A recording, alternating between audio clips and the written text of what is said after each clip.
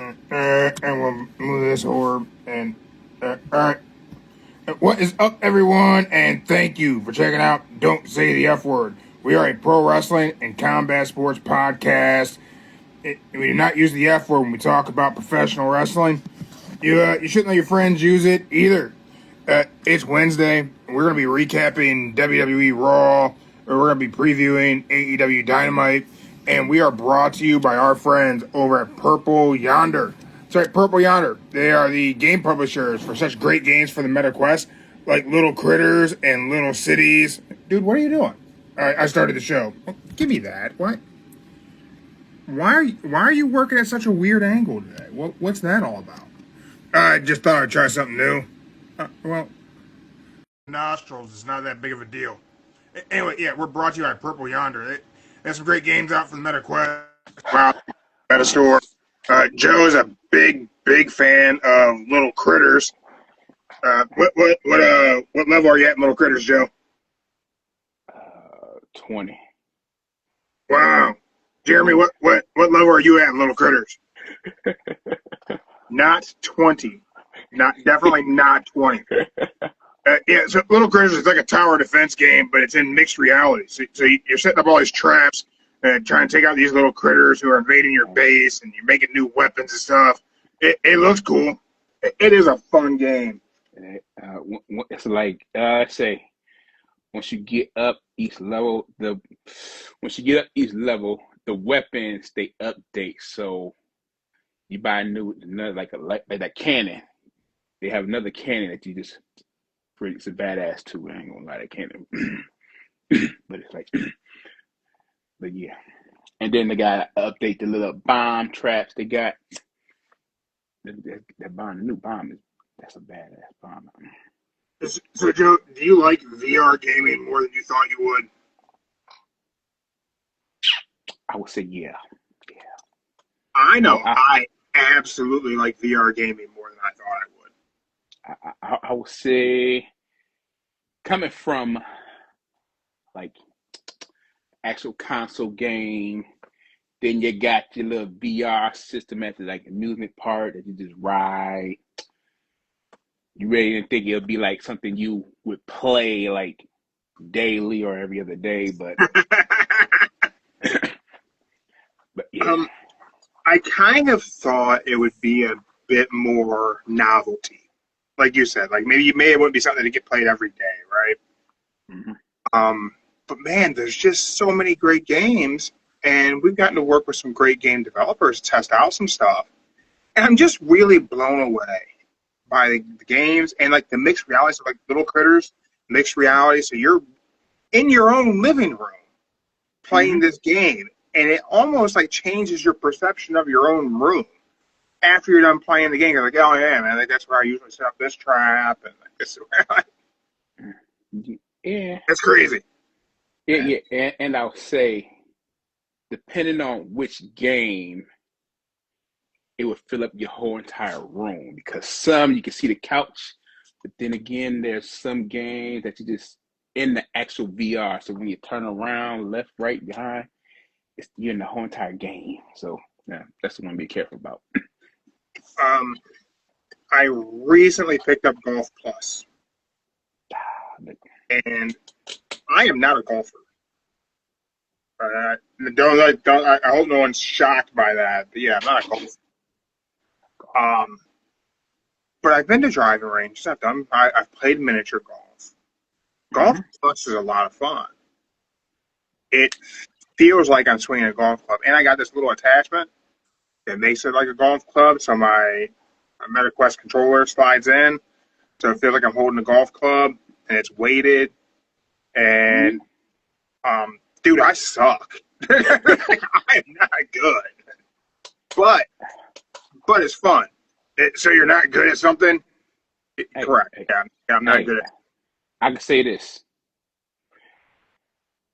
You might not be good in real life, but the game makes you feel like you swinging perfect. So if you actually go out, it analyzes your swing. So it analyzes your swing in 3 dimensions. And it shows you the angle that your swing changes throughout your swing and what's causing you to slice off to the side. So it's correcting you. It's telling you what you need to do to fix it. It's Yeah. crazy. There's tons of people who like are avid golfers who play this game whenever they can't get out to the golf course. It's like a golf simulator. They say it's like it helps you in the actual game of golf. Now I ain't never gonna play golf. Golf's an expensive white dude thing to do, and I ain't doing that shit. But Like I said, it's helping you. It's letting you know, why are you like, so cheap? damn, Don't worry about it, man. Get out of here hey, with that. hey, he's not cheap. He's a frugal person, man. He knows what to do with his money. That's right. There you go. Ain't nobody finessing me out of my cash. Mm-hmm. Oh, speaking of which, the games are cheaper than actual console games. That's one good thing about it. They are. Like, you know what? You brought it up. Let's get into it. Let's talk us. WWE 2K26 was recently announced. And folks are unhappy. There's going to be a version of WWE 2K26 that is going to cost people $120. But there's also, and I don't know if that comes with what is essentially a battle pass. Okay. But there's gonna be like a battle pass that you're gonna have to buy. That you're gonna have to then grind out challenges to unlock all the characters. Yeah. So basically, there's like a 4 package deal you can get. Okay. So you got your regular one. It's like we'll say $80. Your regular one. Which I'm just gonna say this right now. Mm-hmm. $70, $80 for a new. I don't want to call it AAA, but a new game on a console, on a flat gaming, not VR gaming. Mm-hmm. Right now, we're at $70 to $80, generally speaking, for your baseline version of a game. That is entirely too much money, especially when most games you aren't actually purchasing a physical game that you own. You're getting a digital version of a game, including like games where you're buying a physical disc. The game's not actually there. You're just getting a startup disc, and then your game's installing. You have to have the internet connection to install it, which means you don't own the game. Yeah. That's some bullshit. Yes. As you were saying, base version of the game. Base version. Okay. Then you got the base version is the CM Punk. Then the next one, I believe, is the Triple H, which is like $100. I think it is.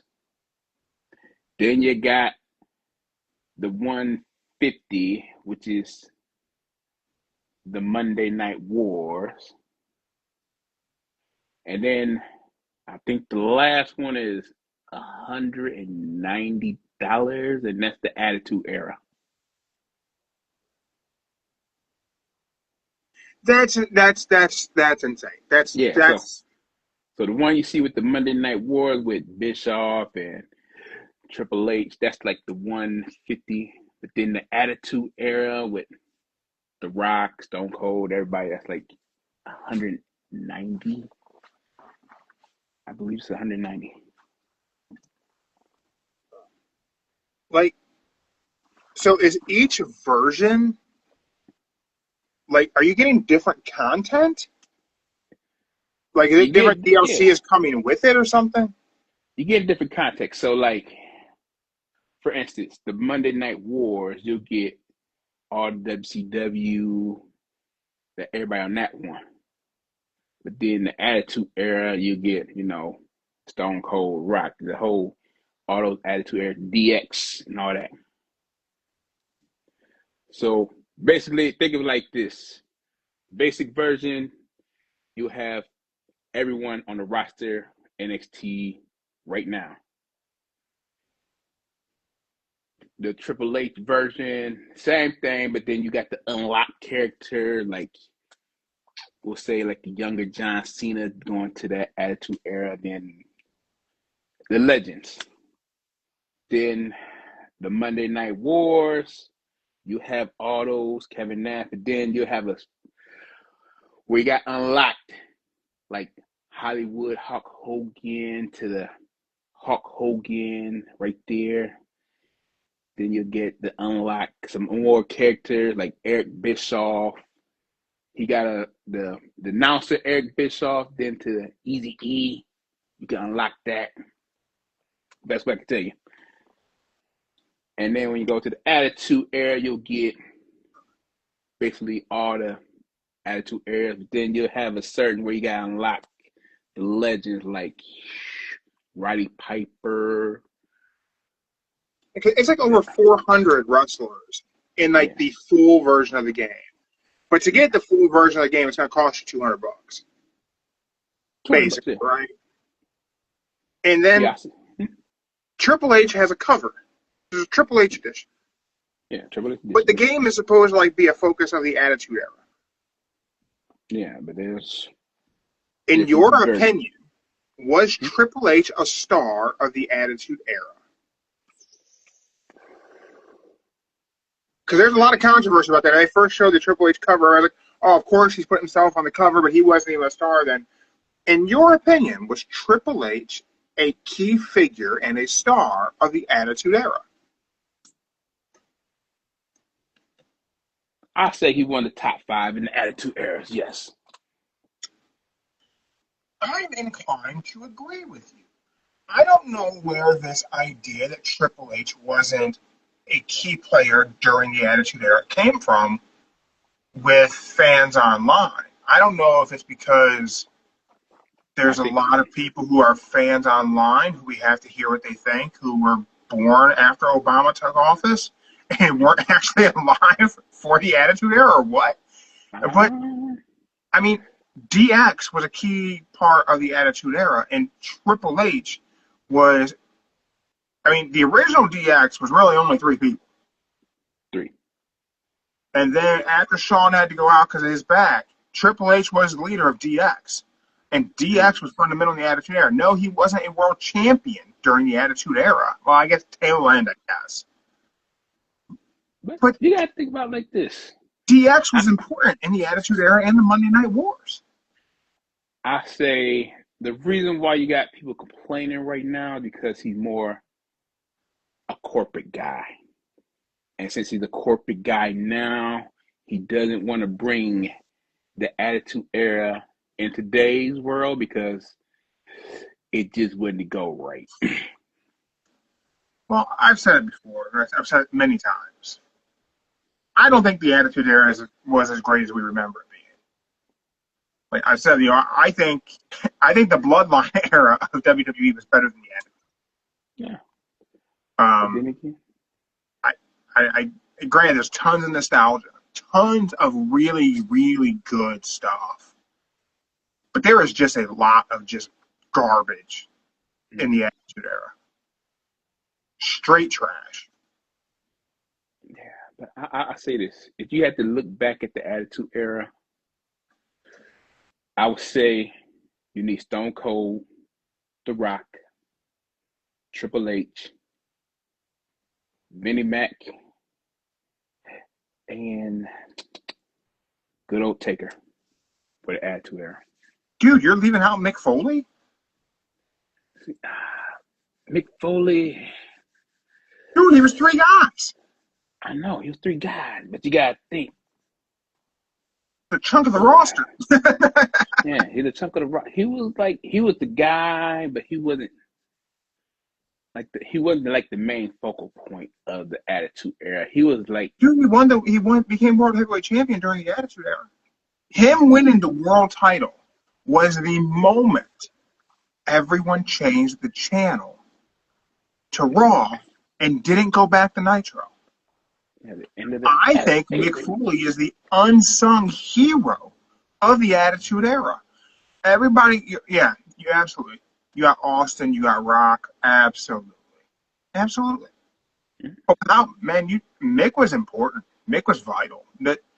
Mick Foley's sit-down interview with JR, I think, was a very important piece of the fabric that became the Attitude Era. It was that little bit of realism. I don't know how well you remember that sit-down interview, but I bet you I've watched it tens of thousands of times. It's ingrained in my memory. The way it ended when Mick attacked JR. And he's going to need some help. Yeah, but that's the thing about it. If they would kept that Mankind, it would be good. But then they turned him into like the comedian Mankind, and that was kind of made a little downhill with the white shirt Mankind, and then It's just because he became lovable. Like yeah. somehow the character that was supposed to be the sadistic, deranged one became the most lovable. But then you had Cactus Jack. Mm-hmm. And Cactus Jack got to be, the hardcore icon. Dude Love, I mean, I think that was, I don't know. I have a Dude Love a Funko Pop somewhere behind me. But. He just wanted to bring that one persona of him to life. That's all. Yeah, but man, I don't know, man. I think where I see people like, oh, Triple H should be included in this answer. I'm like, what are you guys talking about? Triple H was absolutely fundamental in the Attitude Era. People just, I don't know. People make up their own stories, their own scenarios, which I'm guilty of, I guess. But I don't know. That's just trying to rewrite history. Triple H mattered. But speaking about Triple H mattering, prior to the Royal Rumble this past weekend, Roman Reigns went on the Pat McAfee show, and he made the comment that WWE is creatively bankrupt. He said that it's been 2 years since they took the title off now, and no one has stepped up. No one has become a star. Mm-hmm. Now, on Monday Night Raw, after Roman won the Rumble this past weekend, and I'm somehow spoiling the Rumble for you, I don't know where you've been, we got a face-to-face of Roman Reigns and CM Punk, where CM Punk tried to argue against that idea. In your opinion, is Roman right? Is WWE creatively bankrupt?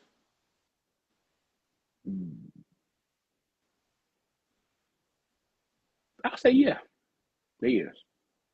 I say the only reason why he's saying that is because you got to think that 13, 16, he had that title.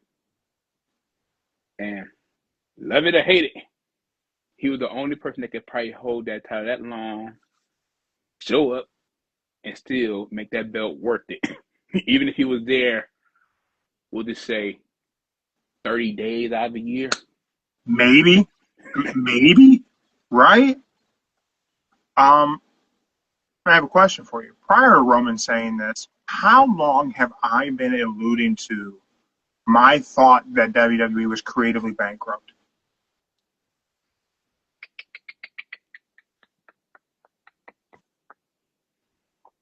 It's been a minute, right?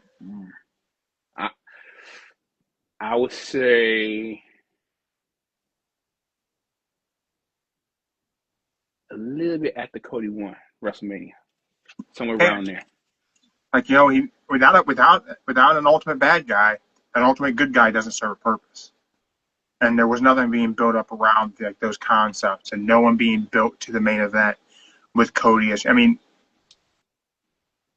Roman pitched the idea of him versus Drew McIntyre, which we both agreed that he should have chosen Drew. Mm-hmm. But he made a valid point. He beat Drew up for 3 years. I think that, and I'm going to bounce around a lot on this conversation about Monday Night Raw, which true to form. I think that Roman and Punk's promo was really good on a very, very mediocre Monday Night Raw. Mm-hmm. Almost to a point that I think that promo ending the show confuse people into thinking that they watched a good Monday Night Raw. Nah.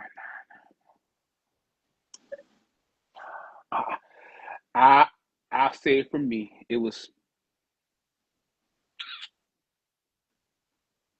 I would say the Alexa Bliss attack, Stephanie. That was good about it. And and Return of Dirty Dom. That was good. Javon Evans versus whichever one you want to call him. Grande Americana. It was. It could have been a little better, but it was good. Out of all the 3 matches they had, it could have been a little better, but it was still good. We're going to get a Grande Americano versus Grande Americano feud, I guess. I'll say win and lose mask.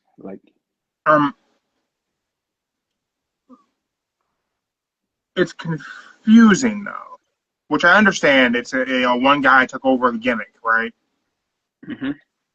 But I just think there was a way to play more into Chad Gable and Ludwig Kaiser both doing the gimmick together at the same time. And then you had the Grande versus Grande match. And again, that's just wishful thinking on my part, but it just seems like we didn't acknowledge that everyone pretended like Ludwig was Gable. So, I don't know if you was watching it back around, but when they had Sin Cara versus Sin Cara, because the original Sin Cara got injured, then they had the fake Sin Cara, which was what's it called? Tama Tonga, not Tama Tonga. He played the Sin Cara. Yeah, I get it, and Lucha Libre, like a lot of people play, like they do the same gimmick, right? I get it. You got what La Parka number are we on? Like 9? But when you have 2 guys who are pretty prominent in the company take on this masked luchador gimmick, mm-hmm. and you didn't acknowledge, they tried to play it off like we all knew, right? And Michael Cole alluded to it, but they didn't follow up on it. And then you're gonna have the original come back, and we're just not gonna try to just keep passing it off a little bit. I think it would have been funnier to just keep switching them out, and maybe book Grande Americano on every WWE program. Have him wrestle on Main Event, have him on Raw, have him on NXT, have the different guys just switching back and forth until we got to Money in the Bank. And then you have Grande Americanos in Money in the Bank, and then you have them both try to be the guy in Money in the Bank. And then that becomes the catalyst for your feud, because they can't decide which one's going to do the match, and then they take each other out of the match. There's a problem, though. Money in the Bank got switched to September this year. Drag it out. They got hurt to drag it out. Again, because you're just gonna keep running the gimmick. Don't tell us that they're different guys. Just keep using the different guys on every show, and to the point that fans are like, "What are they doing?" We know that's the other one. Create the buzz online until we're to a point where they both want whatever it is being offered to Grande Americano. Mm-hmm. Then you can break it up. But that's me forward thinking, and I pissed some people off recently by me stating that I didn't think that WWE was going to do anything with the things they put in place at the Rumble, because I always say Rumble is supposed to build all your storylines leading to Mania, and then it comes out that they're probably not going to do Obafemi versus Brock Lesnar. It's not set in stone that they're not going to. But had Obafemi take out the War Raiders on Raw. So we're in this moment, we're not building toward anything with Obafemi and Brock Lesnar at Mania. Mm-hmm. I'll give it about something before they announce the Chamber. In that week, 2 weeks before the Chamber, they'll announce it at WrestleMania. They'll So come out. here's my question for you. Mm-hmm. What point would there be in us getting to Obafemi versus Brock Lesnar? Because nothing really happened between Oba and Brock in the Rumble. Like, it was a moment that lived in the bubble of a moment. Because Brock Lesnar was not eliminated by Obafemi. If Oba had eliminated Brock, the moment, the stare down, would have served a purpose. But that's not what happened. In fact, we didn't see who eliminated Brock during the Rumble. It was LA Knight and Cody Rhodes. Yeah. So the only thing that makes sense would be for Brock versus LA Knight at Mania, if we're using the Rumble as the catalyst for the Mania match. Because Obafemi and Brock didn't do anything with each other. There was minimal interaction. It was they did the face off twice because the first one was interrupted, but then that was really it. But you gotta think about it. They want to Keith hit the Lee and crowd. Brock interacted more, and we never got Keith Lee versus Brock. That is true. But you gotta think about it like this. They want to see the fans' reaction, how they would like it. And the crowd went nuts. Yeah. So they're gonna build it up. I say, but the crowd going nuts isn't a story. Hey, it's a stare off. It's like the stare off between Triple H and the Undertaker. They just came out, did the stare off, boom, Mania. And that's what they're trying to do. That's what they're trying to do. I say, give it about 2 weeks. Oba get the microphone and start challenging everybody. And then he called out Brock? I think they're gonna have Brock on the show. He's gonna call him out and say, "I'll see you at WrestleMania." I shared my thoughts on thinking it was like a moment that wasn't going to have a payoff. Mm-hmm. And that it was just like it was a moment for the sake of a moment during the moment, and that was going to be it. And I said, we'll want something to happen, but we probably won't get it. Again, much like the Keith Lee thing. And someone said, so what, are you pre-mad because you may not get something? No, not pre-mad at all. I don't give a shit. But it's an interesting, like, that comment being made to me, I thought was interesting because a lot of people on social media they make weird comments about people being mad about something as if that's some sort of an insult. Like, oh, you're mad, right? So like that's like an insult because you're mad. And like, even if I was mad, like calling out that I'm mad is not insulting in any way. Like, you're allowed to think something's stupid. Yeah. You're allowed to think that. And I just think if that was it, if it was just the stare down for the sake of having the stare down, and there's not going to be a payoff, then yeah, that was dumb to do. Because you wasted something that could be something that matters down the road. Because now you can really only do one more face-off with Brock and Obafemi. And then that has to lead to the payoff. And if that second one doesn't lead to the payoff, no one's going to care anymore. Because you're just the boy who cried wolf. You just keep, we might do this. But we probably won't do it because Brock's not going to show up. Which Brock shouldn't be there. But that's not this conversation. But you can only do it so many times. I think it's going to happen. And I think either it'll be the first night of WrestleMania, the first match, and then Brock leaves. Thinking. Yeah. We all thought that we'd be leading toward WrestleMania of Braun Breaker versus Brock Lesnar, and we never got that interaction. We did get a Braun Breaker snapping on Monday Night Raw. Started off with chaos. And I actually thought the start off to Raw was pretty, I wasn't expecting Raw to start that way. Yeah. It was a nice it felt a little Attitude Era-esque of Stone Cold taking the show hostage and And it shows Adam Pearce not taking nobody's shit no more.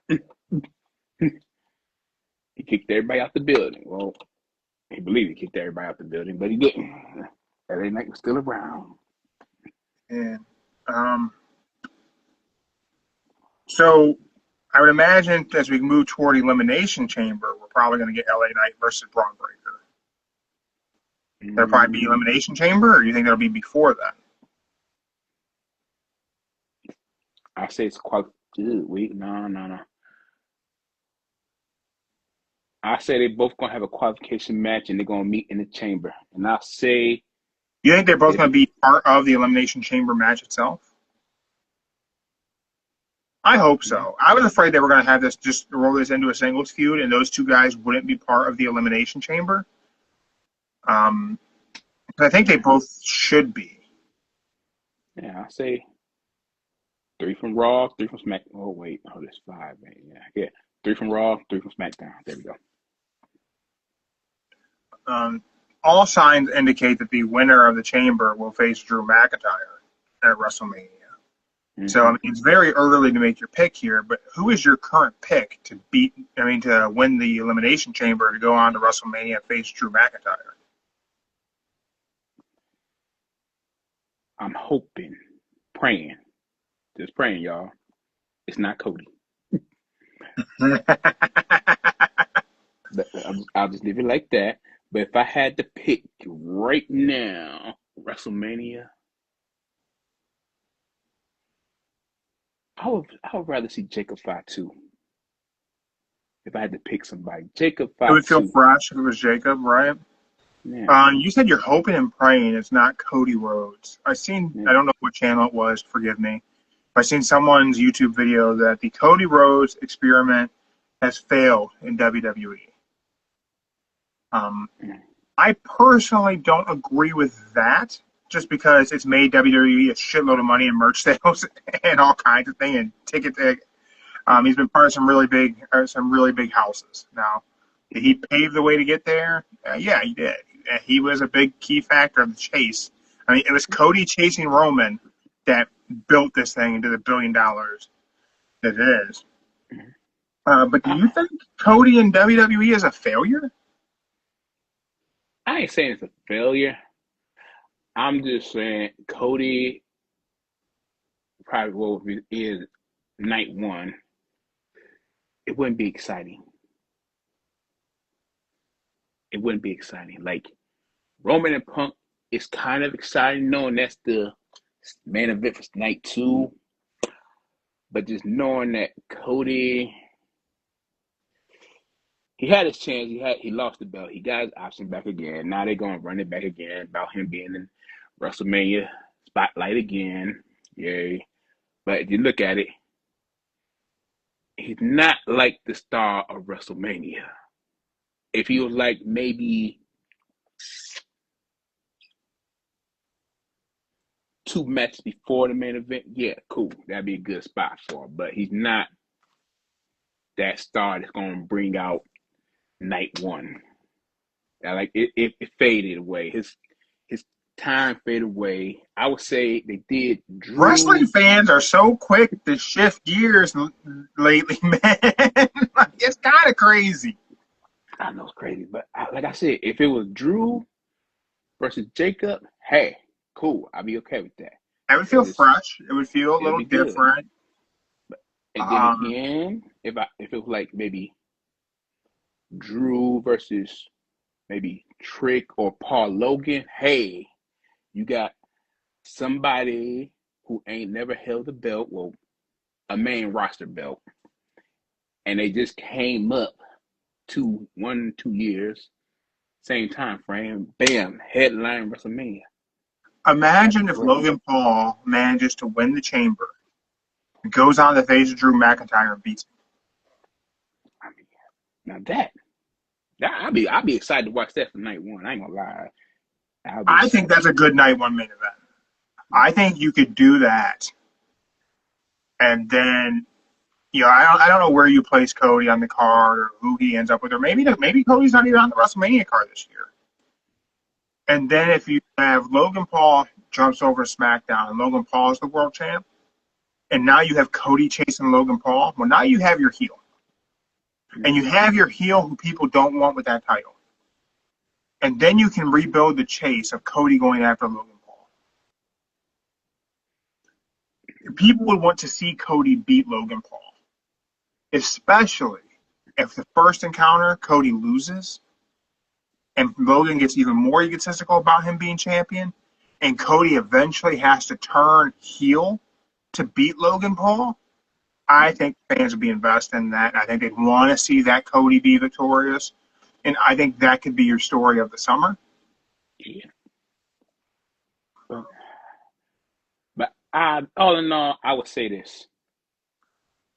If you want my attention for night one, I would rather be Drew versus somebody he hasn't faced in the main event. And if I had to pick, I would say Jacob, Trick, Logan. Yeah, I think Logan is the best option. I think Logan is the best choice.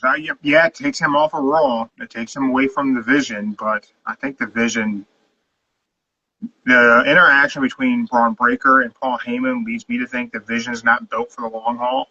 And I feel like the Vision as a group may be broken up before Seth Rollins even returns. Mm-hmm. But it could be Seth returns to the Elimination Chamber to cost Braun Breaker winning the Chamber. Yeah. See that.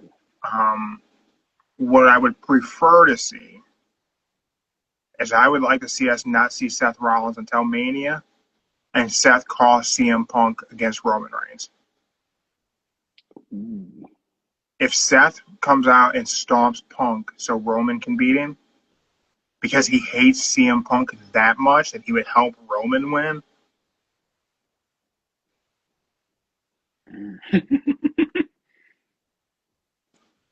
I have, in this moment, like I enjoyed the promo I did, but I have a little interest in the actual match because I'm not sure how great that could be.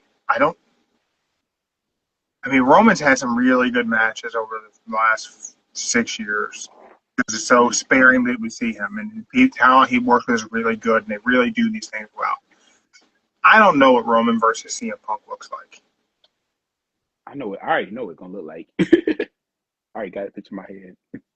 I feel like it's going to be like a 6-7 minute match. I'm gonna say it's gonna be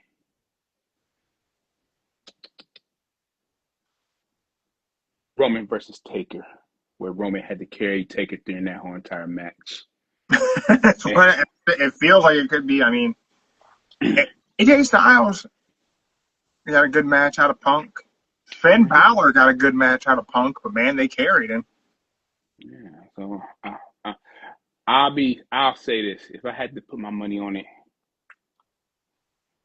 it's gonna be 25 minutes. Oof. 25 minutes. Man, that may be the bet to make. I'd be surprised if it breaks 15. I'm just gonna say 25 because if you do the announcement, take away the announcement. I say, if you're including entrances, sure, because Roman's got to take 10 minutes to get to that ring. I'm gonna say if you take away all that, the bell ring, boom. They're gonna have a little match, and then somewhere in the middle, you're gonna get interruptions or knock out the referee. Boom. That's where you get your little Seth or somebody coming out to help. Wouldn't it be great if Seth cost Punk that belt at Mania? Wouldn't that be great? It would be great. Yeah, I would enjoy that. But they don't want that match to go. They want that match to be great, be long enough. So I'm saying 25 minutes. 25 minutes. Be interesting if it is. We talked about creatively bankrupt, and the fact that it's going to be Roman Reigns versus CM Punk in the main event at WrestleMania in 2026 solidifies the creative bankruptcy of WWE. This could have been the main event in 2014, so we're 12 years later. So here we are. But you know what's not creatively bankrupt? What's that? AEW. Oh, okay. Oh. Speaking of which, before we start that, your boy Ricochet went on Rampage this past couple days. He sure did. Ricochet is on one. Where do we even start with Ricochet's comments? Okay. I'll say this. Ooh, before you even say what they were, because I know what they were, we're going to talk about it. Some of the listeners may not know what they are. But before you even talk about what he has said, do you see where he's coming from, and do you agree with him? That's what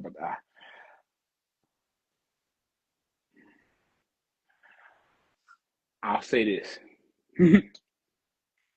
Coming from work experience, working in a place, I get his point of view. As a fellow worker, I get his point of view. I really do, because you got to think. He named several people, and then you got to think, having an average Joe job. Hey, not like a wrestling career, but hey, people got to look at it from both sides. Like, you've been at a job, you're a wrestler. You know you are the top person at your position. You know you do better than everybody else, but yet you get screwed over time after time. And then, you know, you got fellow colleagues that are great, but yet you rather screw them over for somebody who ain't that top tier as you. So I get his point of view. I get it. Yeah,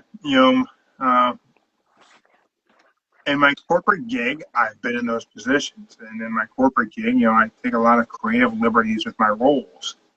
And I've been in those positions where the leadership has stifled the creativity, and the leadership has leaned favor toward those who weren't nearly as talented or as skilled or delivered the same level of results. So to switch it up and give that personal perspective, I definitely get where Ricochet is coming from. Yes. And whenever I look at the wrestlers he's talked about who lost their love for the art, who were stifled and I don't want to say buried, but hey, buried. He talked about AJ Styles. He talked about Finn Balor. He said that WWE killed those legacies for those people, and he couldn't be more right. Mm-hmm. Like, the retirement run of AJ was good, right? Like, it was enjoyable. AJ Styles his last win on a WWE PLE was in 2024. I saw that. His last pay-per-view win was in Pro Wrestling Noah. I remember back Curbs on Instagram. Whenever it was the anniversary of AJ joining WWE, he posted it had been 10 years since AJ Styles had his last pro wrestling match. Because he went to WWE and it became sports entertainment, right? Yep. That's kind of true. Mm-hmm. Finn Balor hasn't been given the opportunity to be the guy he was in New Japan, or even the guy he was in NXT on main roster. Now, granted, he blew his shoulder out whenever he won the Universal title, and seemingly was punished for that. But I don't know if that makes a hell of a lot of sense, that idea, because Seth Rollins is made of glass. Has never been punished for being extremely fragile and you need to handle with care. Mm-hmm. People who only know Finn from WWE, especially only know Finn from main roster WWE, have no idea how talented a professional wrestler that guy is. If you've only seen Ricochet on main roster WWE, you have no idea how talented of a wrestler that guy is. And that list really, truly goes on and on and on. Lio Rush. If you only ever seen Lio Rush in WWE, you have no idea how talented of a professional wrestler that guy is. I can say this. I did not know Ricochet was Prince Puma in Lucha Underground? You didn't know that? I didn't know that because he had the mask on. I know it. I saw the tattoo and I kept looking at the tattoo and I'm like, I know it, but the mask make it look everything different. But yeah, I didn't know that was him. And, I don't know. I think it'll be interesting. I don't know what to think of AJ's retirement. Man, it'd be interesting to see if this is so hypothetical. Like, I hate to even speculate. Man, if we had to see AJ Styles in AEW, it'd be interesting to see what we got there. Like, because his last few matches, I mean, yeah, they were losses, but there was just little sparks of the old AJ, especially that match with Cena. And great, I mean, it's been a long time. It's been 10 plus years since we've seen the old AJ Styles. But man, could it bring it back? I don't know. Talking about people who were in WWE, who I don't know, never really knocked my socks off there, and I'm really intrigued to see this match tonight. We have Kenny Omega versus Andrade El Idolo. See, I am very critical of Andrade. However, as of late, his matches have been all right. Now, see, I was kind of skeptical because when I seen that 2 in the match, I was like, ooh, Andrade, that'd be a good pick. But then I said, we need the point. So we need the points, y'all. So I had to go with Omega on this one. But now, Omega's got to win it. Yeah. All right. But Andrade, he's been doing hell of good the past 2 weeks. So I think this match is going to be really fun. Mm-hmm. Man, if Andrade manages to get over in AEW this time around, I have to eat crow. I'm going to be so happy for him. And for me, because I always say, I've never seen a good Andrade match. And yet a few weeks ago, he had one. Mm-hmm. So I'm a little curious to see how this run in AEW goes. Hopefully he doesn't shit the bed. Hopefully, I think him being the anti-WWE guy now, having left in the circumstances, I think he can get over. I think this may be the way to get over. I do think he's aligned with the wrong group. I think he should have had Mark Sterling, attorney at law, as his manager, not Don Callis. I think you could have had, like, this was the guy who got him out of his non-compete clause. Like, that could have been a story. Yeah.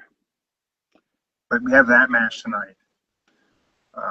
Then we have Ricochet. We talked about his comments defending the AEW National Championship against Jungle Jack Perry. We don't have Ricochet on our team. You know what? Here's the thing. If you look at Ricochet the past couple weeks, he mostly been in trios with the Demand.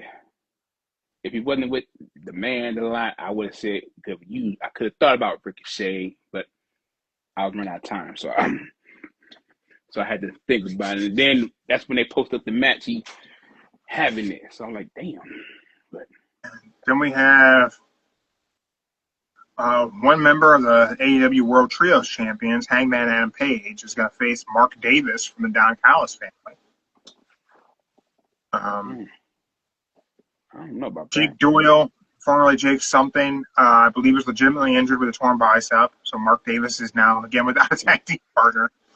With a torn bicep, and he's probably going to be out for 6 to 8 months. Yeah, well, I'm glad he caught that during the match. Whew.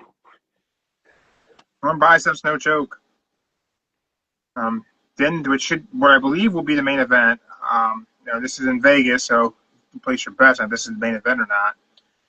But we have an AEW Championship Eliminator match, MJF versus Brody King.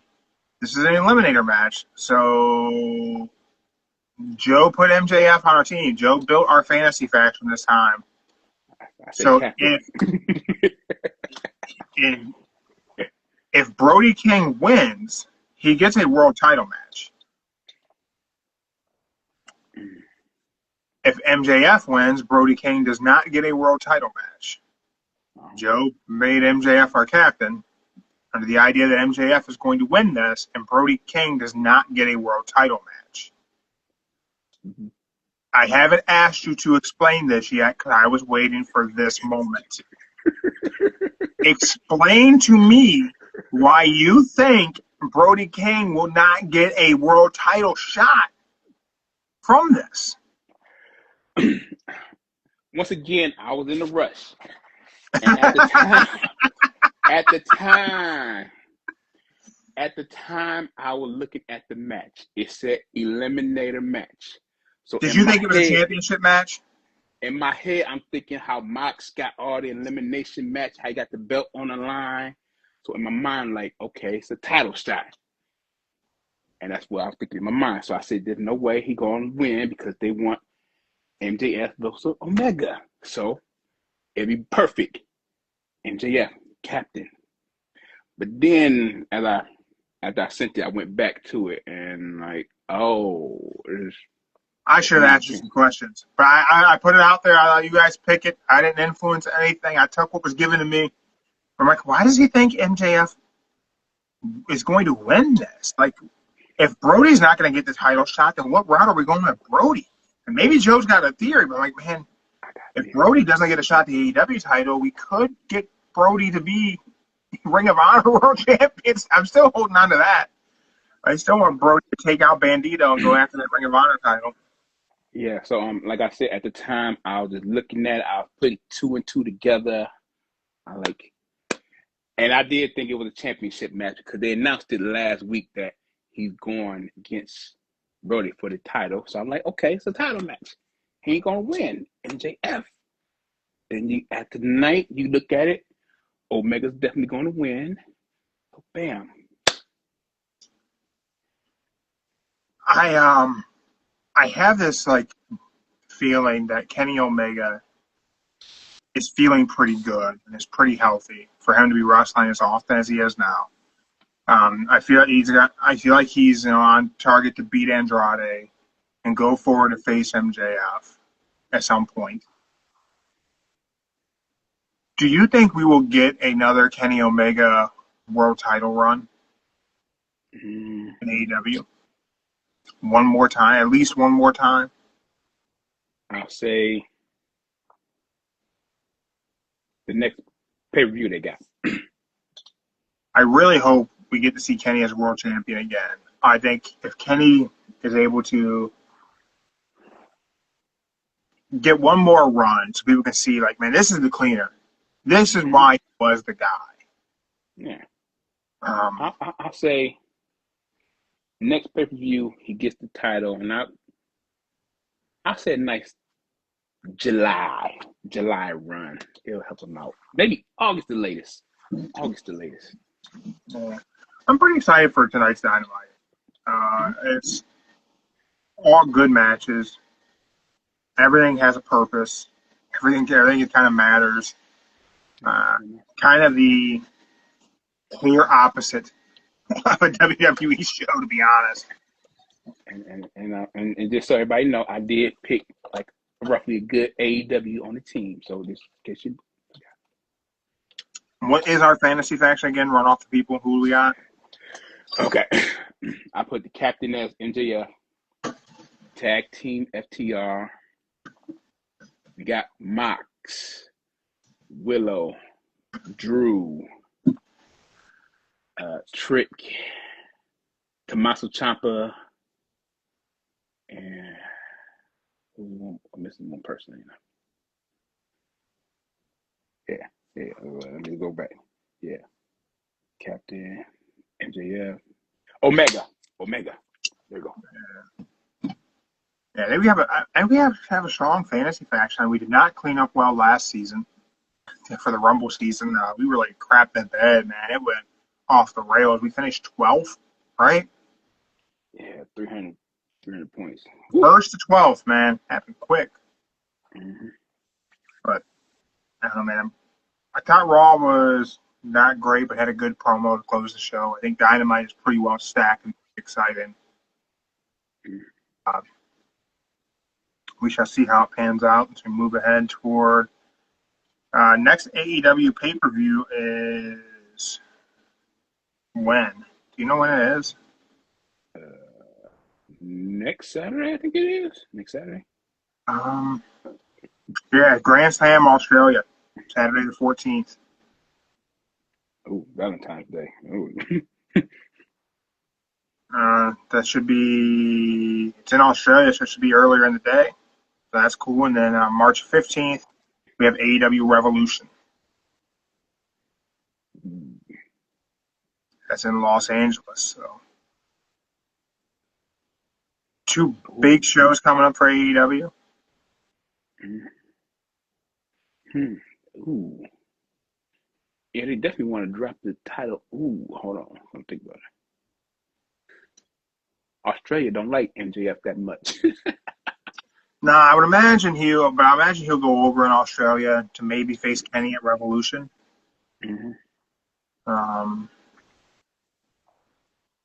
So that could be some good stuff. And then as we look ahead, Revolution is March 15th, and then Dynasty is April 12th.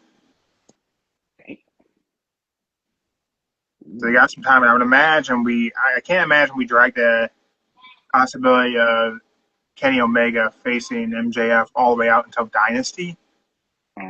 But Dynasty is in Vancouver, British Columbia. But I just don't think we drag it out till April. I think it probably happens in March. I would like to see Kenny win that. Oh, hold on. Doo-doo. Okay. Is she playing Little Critters? What you playing? Watching YouTube. Oh, good Lord. She What was watching she YouTube. playing? Watching YouTube. Everybody loves YouTube. Maybe that'll help you out. But Joe, I think our team will get us some points tonight. That'll be good stuff. And we'll be back on the weekend for our weekend wrestling show. We can't do weekend. I don't know when the next Saturday night's main event is for WWE. It's got to be coming up. The Chamber. It's the 20th of February. 28th? Nah. Yeah, 28th. Cool.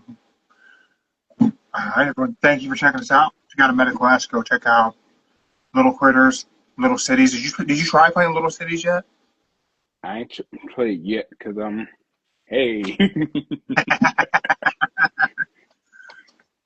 All right. That's it. That's all I got, guys. Keep moving forward. Keep your shoulders off the mat. We're out.